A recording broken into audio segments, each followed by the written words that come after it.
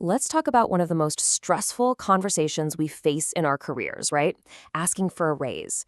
So many of us just cross our fingers and hope our hard work gets noticed on its own, but real professional growth, that comes from learning how to actually advocate for your own value. So, in this explainer, we're going to flip that script and turn that dreaded meeting into an empowering roadmap for your career. I mean, if your heart starts pounding just thinking about bringing it up, believe me, you are not alone. It's a conversation that is just packed with anxiety for almost everyone. But what if we could change the entire frame of that conversation? What if it wasn't about asking for something, but about aligning on something? Okay, so let's get right into it. The very first and honestly the most important step is this fundamental shift in your mindset. This conversation, it isn't personal. It's just business. And I promise you, once you really get that, everything else starts to change. Now, just look at the difference here. This really lays it all out. On the left, when you're asking for a favor, you're putting yourself in this weak kind of subordinate position. But on the right, when you frame it as a business conversation about value, you're suddenly an equal partner. You're discussing the terms of a professional relationship. You're not asking for a gift, you're discussing a fair price for the incredible value you deliver. So, what is this conversation really about then? Well, think of it as a professional check-in. It's about your measurable contributions to the company. It's about how your role has grown, probably way beyond its original job description. And it's simply about making sure your compensation reflects that new reality. See? It's just a logical update, not some big emotional plea. Let this one sink in for a second. True professional maturity isn't just about doing great work. It's about being able to talk about the value of that work calmly and confidently. You should never, ever feel like you have to apologize for your own success.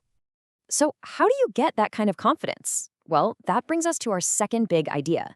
Preparation is what builds confidence. It's not something you just magically summon out of thin air.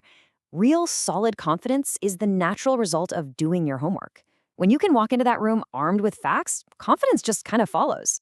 And this right here is your most important tool, the achievement record. Don't just think of it as a list. Think of it as your personal evidence locker. It's this living document where you are consistently tracking your wins, both the big ones and the small ones.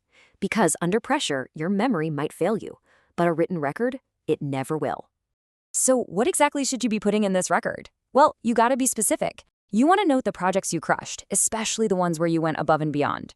Document the problems you solved or the workflows you made more efficient. And absolutely 100% save that glowing email from a happy client or a supportive coworker. This isn't just for the meeting, It actually builds your own awareness of just how valuable you are. In this table just illustrates the difference perfectly. Saying I work really hard is, well, it's subjective. It's easy for a manager to dismiss. But saying I improved the efficiency of this process by 15%, that is an undeniable fact. You're translating your effort into the language of business, results, numbers, and impact. Okay, so your achievements. That's the internal part of your case. Now you need the external validation. And this part is absolutely non-negotiable homework. You have to know what your skills and your experience are actually worth on the open market. Go look at salary reports on sites like Glassdoor or LinkedIn. Check out job ads for similar roles. You need to understand the industry standard. This isn't about what you feel you're worth. It's about what the market data says you're worth. So before you even think about booking that meeting, you need to know your numbers. What's your ideal salary? The dream number. Then, what's an acceptable range you'd be really happy with? And finally, what's your walkaway number, the absolute minimum you'll accept? Having this clarity ahead of time keeps the negotiation from getting messy and keeps you focused on your goal. All right, you've done the prep work. Your confidence is feeling pretty solid. Now it's time for the conversation itself. And the key here is to stick to your game plan. Lead with facts, not with feelings. But how do you even start? Well, with a simple, professional, and direct opening just like this one. It immediately frames the conversation as a business discussion about your performance and how your role has evolved. It sets the perfect tone from the very first second. Now, throughout the entire conversation, your main job is to be a translator. You are translating all your hard work, your long hours, and your brilliant ideas into tangible, measurable proof of the value you bring to the company. You use the data from your achievement record to tell that story. And please, remember this hidden skill, emotional regulation. staying calm, listening carefully, and responding thoughtfully, even if you get some pushback.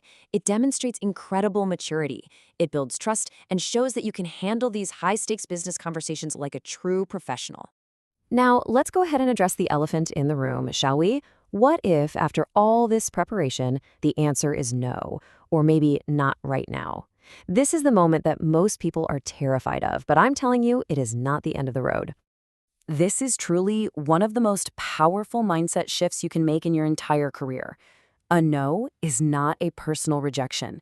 It's not a failure. It is simply new data.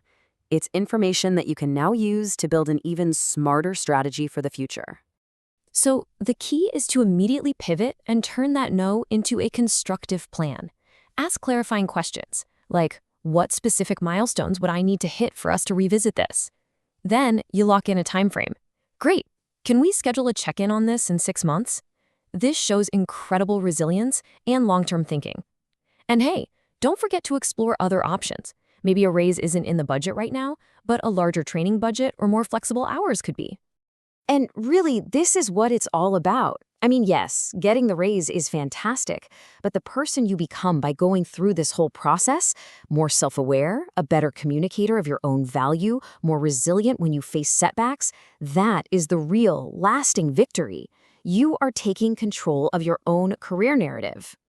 So, I'll leave you with this question. Just take a moment right now and think, what is one concrete contribution you've made in the last year that you probably haven't given yourself enough credit for? Whatever just popped into your head, that's the first entry in your new achievement record. Go ahead and start there.